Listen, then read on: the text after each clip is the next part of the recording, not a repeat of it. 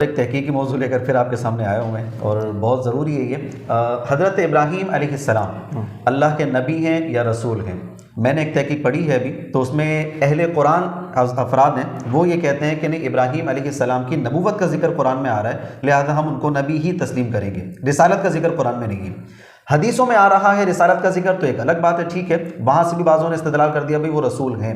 اب مسئلہ یہاں پر آ کر رک گیا ہے کہ ابراہیم علیہ السلام کی نبوت کا ذکر قرآن میں ہے سورہ مریم میں، رسالت کا ذکر نہیں، تو کیا ابراہیم علیہ السلام کو صرف نبی ہی مانے، رسول نہ مانے، یا ان کو رسول مانے حدیث کی وجہ سے؟ کیا کیا جائے؟ دیکھیں، میں کچھ اصول ہیں جو ہمارے جو سننے والے ہیں ان کو آئے بگائے ہم پروگرام میں بتاتے رہتے ہیں، ٹھیک ہے، وہ اصول ہمیشہ دماغ میں بٹھائیں۔ ہمارے سامنے اگر کوئی حدیث آ جائے، جلد باز لوگ یار یہ حدیث تو بالکل قرآن کے خلاف، سر اگر تو وہ قرآن کے مطابق تھی تو آپ اصل میں انکار کس کا کر رہے ہیں؟ قرآن کا۔ لہذا کوئی روایت ہے وہ قرآن کی مطابقت ہے تو ہرگز ہم اس کو رد کر نہیں سکتے ہیں۔ صحیح، حدیث میں بالکل آ رہا ہے اللہ کے نبی علیہ السلام نے حضرت ابراہیم علیہ السلام، حضرت موسیٰ علیہ السلام، ان سب کی رسالت کا ذکر کیا۔ اب اگر کسی شخص کو ایک شبہ پیدا ہوا کہ بھائی سورہ مریم میں اللہ نے ذکر کیا انہ کان صدیقا نبیا، حضرت ابراہیم علیہ السلام نبی ہیں، رسالت کا ذکر کہیں نہیں ہے پورے قرآن میں،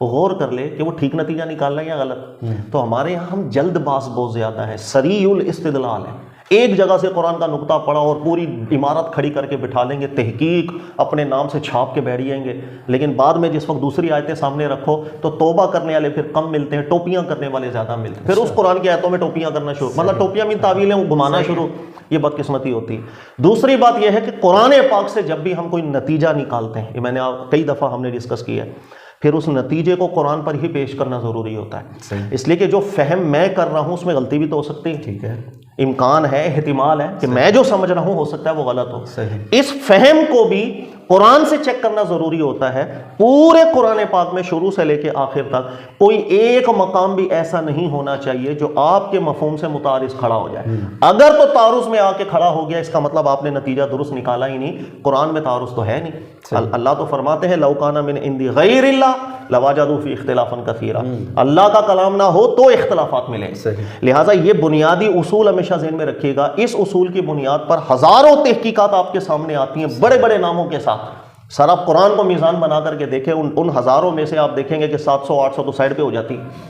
اس لیے کہ قرآن کو میزان بنا کر ہم نہیں دیکھتے ایک جگہ سے نتیجہ نکالنے کا، بھئی یہ قرآن کی آیت ہے ہم نے نتیجہ نکال لی۔ قرآن مکمل ہے، یہ مسانی ہے، ربط اور مربوط کلام ہے پورے کا پورا، یہ متعارض نہیں ہونا چاہیے۔ اب مسئلہ یہ کہ ایسی تحقیقات میں نے بھی بہت پڑھی ہے جس طرح آپ ذکر کر رہے ہیں کہ بھئی احادیث میں حضرت ابراہیم علیہ السلام کا رسول ہونا ذکر ہے، قرآن نے صرف نبی ہونا ذکر کیا ہے، لہٰذا یہ سب حدیثیں جھوٹ ہیں۔ اب میں کچھ آیتیں آپ کے سامنے رکھتا ہوں، تھوڑا سا غور کیجیے گا۔ سورہ مریم آیت نمبر 41 کے اندر اللہ فرماتے ہیں وَاذْكُرْ فِي الْكِتَابِ ابراہیم، کتاب میں ابراہیم کا ذکر کریں، اِنَّهُ كَانَ صِدِّيقًا نَبِيًّا، وہ بہت سچ بولنے والے اور نبی ہیں۔ یہ وہ آیت ہے جس کو دیکھ کر کے ہم نے نتیجہ نکالا کہ رسالت آپ کی ثابت نہیں۔ ٹھیک ہو گیا، یہ آیت اپنے ذہن میں رکھ لیجیے گا۔ ایک آیت میں اور پڑھ رہا ہوں وہ بھی دیکھیے گا، سورہ توبہ میں آیت نمبر 70 ہے، اللہ تعالیٰ ارشاد فرماتے ہیں أَلَمْ يَأْتِهِمْ نَبَأُ الَّذِينَ مِنْ قَبْلِهِمْ، کیا ان لوگوں کو پچھلی جو اقوام ہیں ان کی خبریں ملی نہیں ہیں؟ قوم نوح، حضرت نوح علیہ السلام کی قوم پیچھے گزری ہے، وعاد قوم عاد گزری ہے، وثمود وقوم ابراہیم واصحاب مدین والمؤتفقات، اور حضرت ابراہیم علیہ السلام کی قوم بھی پیچھے گزری ہے، حضرت شعیب علیہ السلام کی قوم بھی پیچھے گزری ہے۔ اللہ نے نام ذکر کی حضرت ابراہیم علیہ السلام کی قوم، ان قوموں کا ذکر کیا خبریں ان کو نہیں ملی ہیں؟ آگے جملہ سنیے گا، اللہ فرماتے ہیں اتتہم رسلہم، ان سب کے پاس میرے رسول آئے تھے، بالبینات، نشانیوں کے ساتھ، اتمام حجت ہوا ان اقوام کے اوپر، فما کان اللہ لیظلمہم، اللہ نے ان پر کوئی ظلم نہیں کیا تھا، ولکن کانوا انفسہم یظلمون، اپنی جانوں پر خود انہوں نے ظلم کیا تھا۔ حق کے منکر وہ ہوئے تھے، ضد پر اڑے، مرتے دم تک ایمان نہیں لے کر آئے حق واضح ہونے کے باوجود۔ ساری ساتھ میں غور کر لیا آپ نے؟ جی، اللہ نے نام لے کر حضرت ابراہیم علیہ السلام کی قوم کا، اللہ فرما رہے ہم نے ان میں اپنے رسول بھیجے تھے نشانیوں کے ساتھ، اس قوم پر اتمام حجت بھی ہوا اور ان پر اللہ کی پکڑ بھی ہوئی اور عذاب بھی ہوا۔ سر اب میرا آپ سے سوال ہے، حضرت ابراہیم علیہ السلام کو ایک جگہ نبی کا ذکر کیا، تو کیا رسول ہونے کا اطلاق اطلاق نہیں کیا قرآن پاک نے؟ رسول کے بعد ان کی قوم کو پکڑنے کا اللہ نے اطلاق نہیں کیا؟ میں کیوں گھر بیٹھ کر جذباتی اتنا ہوا، ایک آیت کو پکڑ کے اتنے بڑے بڑے دعوے کرنے لگ گیا کہ حضرت ابراہیم علیہ السلام تو ان کی رسالت ہی ثابت نہیں ہے، حضرت ابراہیم علیہ السلام تو یہ جھوٹ بولتے ہیں، یہ جو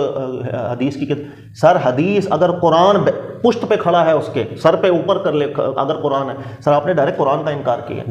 اس لیے محققین علماء کرام کو آپ اسٹڈی کر لیا کر، جذباتی ہو کے گھر میں فیصلے نہ کر دیا کریں۔ تو بہت سی چیزیں دیکھنے میں غلط لگ رہی ہوتی ہے، قرآن سامنے میزان بنا کر کے دیکھو تو نقشہ ہی پورا بدل جایا کرتا ہے۔ اس آیت سے ضمناً یہ بھی بات سمجھ میں آ گئی کہ ابراہیم علیہ السلام کی قوم پر بھی عذاب آیا ہے، جس کا ذکر یہاں پر آ رہا ہے، ورنہ نارملی یہ ہوتا ہے کہ نہیں کہیں ذکر نہیں مل رہا ان کی قوم پر عذاب آیا یا نہیں آیا، کوئی ذکر نہیں مل رہا، اس سے تو بالکل واضح ہو جاتا ہے۔ اس آیت سے بھی ہوتا ہے، اس کے علاوہ بھی اگر آپ دیکھیں گے سورہ حج میں، وہاں پر بھی اللہ نے ذکر کیا کہ حضرت ابراہیم علیہ السلام کی قوم کو اللہ نے بالکل عذاب میں گرفت کی تھی ان لوگوں کی۔ وہ آیت بھی میں پڑھ دیتا ہوں، سورہ حج میں آیت نمبر 42 ہے، اللہ فرماتے ہیں وَإِن يُكَذِّبُوكَ فَقَدْ كَذَّبَتْ قَبْلَهُمْ قَوْمُ نُوحٍ وَعَادٍ وَثَمُودَ وَقَوْمِ إِبْرَاهِيمَ وَقَوْمِ لُوطٍ وَأَصْحَابُ مَدْيَنَ وَكُذِّبَ مُوسَىٰ۔ تمام قوموں کا اللہ نے ذکر کیا، حضرت نوح علیہ السلام کی قوم، ابراہیم علیہ السلام، حضرت لوط علیہ السلام کی قوم، ان تمام اقوام کا ذکر کیا۔ اللہ نے فرمایا فَأَمْلَيْتُ لِلْكَافِرِينَ،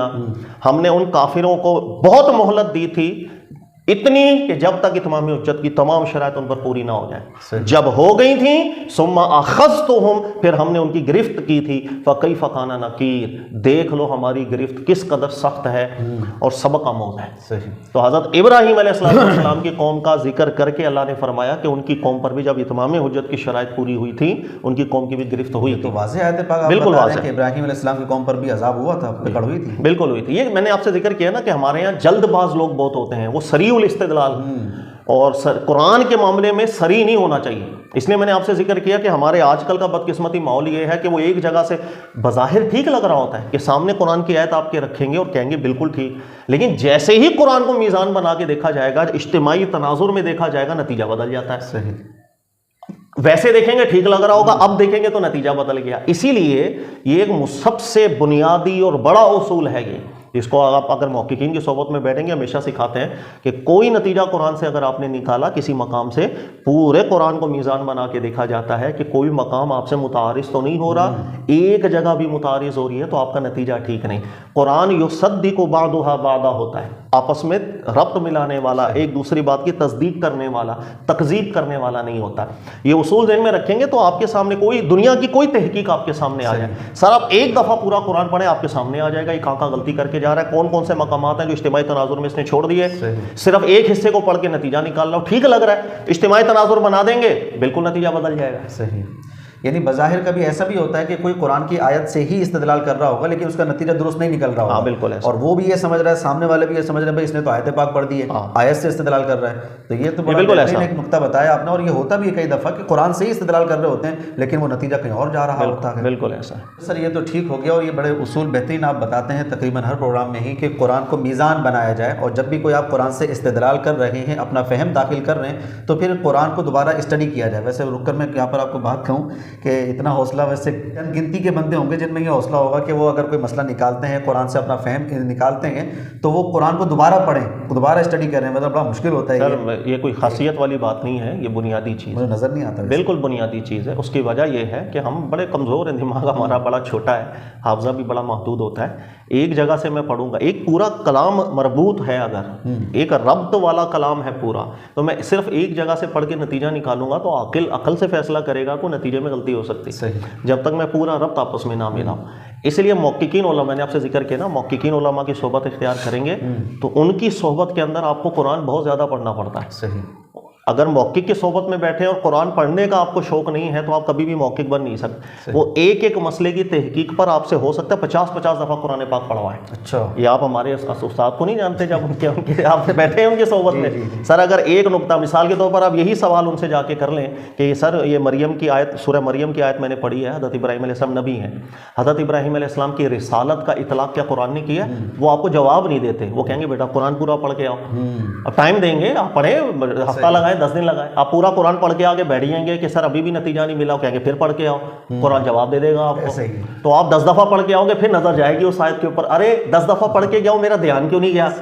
اس سے فائدہ یہ ہوتا ہے کہ جتنا زیادہ اللہ کے کلام سے آپ کا تعلق ہوتا ہے نا، پھر بڑا ربط پیدا ہو جاتا ہے، اور اتنا مضبوط ربط ہوتا ہے پھر کوئی بھی تحقیق آپ کے سامنے آئے گی نا، آپ بادی النظر میں پہچان جاتے ہیں کہ اس بندے نے اجتماعی تناظر میں مسئلہ دیکھا ہی نہیں ہے، اتنی آیتیں تو چھوڑ کے چلا گیا، اب وہ آیتیں سامنے آئیں گی نتیجہ ہی بدل جائے گا، اور آپ کو بڑا ایک اطمینان ہوتا ہے کسی بھی تحقیق پر کہ پورے قرآن میں کوئی ایک جگہ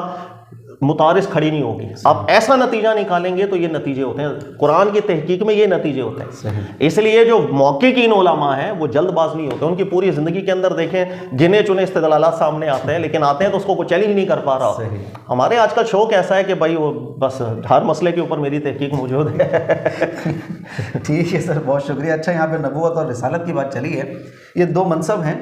تو ان دونوں میں فرق کیا ہے؟ آپ نے پہلے بھی کہا تھا کہ اس پر الگ پروگرام کریں گے، پھر ٹائم نہیں نکل پایا، تو اس کے لیے بھی ٹائم رکھیں، کبھی اس کو پروگرام کو بھی کر لیں، کیونکہ ناظرین بھی یہ بات کہہ رہے ہیں کمنٹس میں کہ نبوت کیا ہے، رسالت کیا ہے، کس قوم پر عذاب آتا ہے، کس پر نہیں آتا ہے، شرائط کیا ہیں، وہ ساری ذکر کرنی ہے۔ ہاں انشاءاللہ یہ فرق کریں گے، اصول یہی جاری ہوگا۔ میں جو بھی تعریف کروں گا نبی اور رسول کی، اگر پورے قرآن پاک سے کوئی ایک مقام بھی متعارض کھڑا ہو گیا تو میری تعریف غلط ہے، سر معذرت۔ صحیح، وہ تعریف ہوگی قابل قبول کہ آپ بیٹھیں، ہزار لوگ بیٹھے ہوں، یا مصر کا موقف بیٹھا ہو، ادھر کویت کا بیٹھا ہو، ادھر سعودیہ کا بیٹھا ہو، اب سب کے سامنے بولیں سر یہ میں نے نتیجہ نکالا ہے، بسم اللہ کریں، کوئی ایک مقام قرآن سے بتا دیں جو متعارض کھڑا ہو جائے، وہ نتیجہ مضبوط ہوگا۔ تو انشاءاللہ کر لیتے ہیں اللہ کے نبی اور رسول، ان میں کیا فرق ہے انشاءاللہ۔ ٹھیک ہے سر، بہت شکریہ، جزاک اللہ خیرہ۔ جی ناظرین، تو آپ نے سماعت فرما لیا ابراہیم علیہ السلام کی رسالت کے حوالے سے، اور جو بڑے درجے کے موضوعات ہوتے ہیں ان میں جلد بازی نہیں کرنی چاہیے۔